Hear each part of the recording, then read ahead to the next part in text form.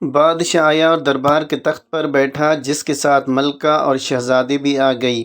تو بادشاہ نے شہزادی کو اپنے سوال کرنے کی اجازت دی، جس پر شہزادی اٹھی اور اپنا پہلا سوال کچھ یوں کیا کہ اس نے اپنی شہادت کی انگلی اوپر کی جانب بلند کر دی اور علی کی جانب دیکھنے لگی۔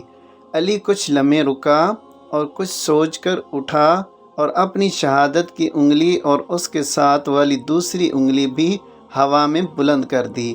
یہ دیکھ کر شہزادی مسکرائی اور والدہ کو دیکھ کر سر کو ہاں میں ہلا دیا، مطلب جواب صحیح ہے۔ تو ملکہ نے کہا کہ خوب، علی نے درست جواب دیا ہے۔ یہ سن کر حاضرین بہت خوش ہوئے اور علی کو شاباش دی۔ اب شہزادی نے دوسرا سوال کے لیے ایک تلوار منگوائی اور تلوار کو ہوا میں بہت تیزی سے چلایا۔ اس کے بعد وہ اپنی نشست پر جا کر بیٹھ گئی۔ اب تمام کے تمام لوگ حیران ہو گئے کہ کیسا سوال ہے اور علی اس کا کیا جواب دے گا۔ تمام نگاہیں علی کی جانب مرکوز ہو گئی۔ اس دوران علی کچھ دیر سوچتا رہا اور اٹھ کر اپنی جیب سے قلم کو باہر نکال کر ہوا میں لہرا دیا۔ یہ دیکھ کر شہزادی نے پھر خوشی سے اپنی والدہ کی جانب دیکھا اور ہاں میں سر ہلا دیا۔ تو ملکہ کی جانب سے بہت پرجوش اور خوشی سے بھرپور آواز آئی کہ اس نے درست جواب دے دیا ہے۔ یہ سن کر محل میں موجود جم غفیر کی جانب سے علی کو مبارک مبارک کی صدائیں سننے کو ملی اور تمام حاضرین یہ سوچنے پر مجبور ہو گئے کہ سوال کیا تھا اور جواب کیا، کچھ سمجھ نہیں آ رہی تھی کسی کو بھی۔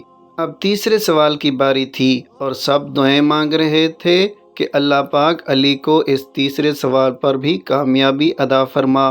تیسرے سوال کے لیے شہزادی فروا اٹھی اور بھاگتی ہوئی دربار کی سیڑھیاں اتری اور اس طرح بھاگ کر سیڑھیاں اوپر چڑھی اور تھک کر اپنی نشست پر بیٹھ کر علی کی جانب دیکھنے لگی۔ اب تو علی کو بھی پسینہ آنے لگا اور کچھ گھبرا گیا، لیکن بڑے ہی تحمل سے اٹھا اور سوچتے ہوئے دل پر ہاتھ رکھ دیا۔ یہ دیکھ کر شہزادی بہت خوش ہو گئی اور شرما کر وہاں سے بھاگ گئی۔ تو ملکہ نے مبارکباد کا اعلان کر دیا کہ مبارک ہو، علی نے تینوں سوال کا جواب درست دیے ہیں اور شہزادی نے علی کو پسند کر لیا ہے۔ یہ سن کر وہاں موجود لوگ بہت زیادہ خوشی کا اظہار کرنے لگے اور ساتھ ساتھ رازدارانہ سوالوں کے رازدارانہ جوابات کو سمجھنے کو بے قرار تھے۔ یہی حال بادشاہ کا بھی تھا۔ تو اس نے علی کو بلایا اور مبارکباد دیتے ہوئے پوچھا کہ اب بتاؤ کہ شہزادی نے کیا پوچھا اور تم نے کیا جواب دیا۔ تو علی نے یوں تفصیل سے جواب دیا کہ بادشاہ سلامت، شہزادی کا پہلا سوال شہادت کی انگلی ہوا میں بلند کر کے یہ پوچھا تھا کہ کیا تم اللہ کی وحدانیت پر یقین رکھتے ہو؟ تو میں نے جواب میں شہادت کی انگلی کے ساتھ دوسری انگلی کو بلند کر کے جواب دیا کہ ہاں، میں اللہ اور اس کے رسول پر یقین رکھتا ہوں، اللہ تعالیٰ کو اپنا پروردگار ماننے کے ساتھ ساتھ اس کے بھیجے ہوئے آخری نبی پر یقین رکھتا ہوں۔ یہ سن کر بادشاہ اور وہاں موجود تمام لوگ مطمئن ہو گئے کہ ہاں، واقعی یہ درست جواب تھا۔ دوسرا سوال کچھ یوں تھا کہ شہزادی نے تلوار کو ہوا میں لہرا کر پوچھا تھا کہ کیا اس سے بھی کوئی مہلک یا خطرناک ہتھیار ہو سکتا ہے؟ جس کے جواب میں نے اپنی جیب سے قلم نکال کر لہرائی کہ قلم کا وار تلوار کے وار سے زیادہ مہلک ہے اور خطرناک ہے۔ یہ جواب بھی سن کر بادشاہ سمیت تمام حاضرین حیرت سے ادھر ادھر دیکھنے لگے کہ واقعی اس نے بہت عقل مندی سے معتبرانہ جواب دیا ہے۔ علی نے کہا، تیسرا سوال شہزادی نے یہ پوچھا تھا کہ میں سیڑھیاں اترنے اور چڑھنے سے تھک گئی ہوں، لیکن میرے جسم کا ایک حصہ نہیں تھکا۔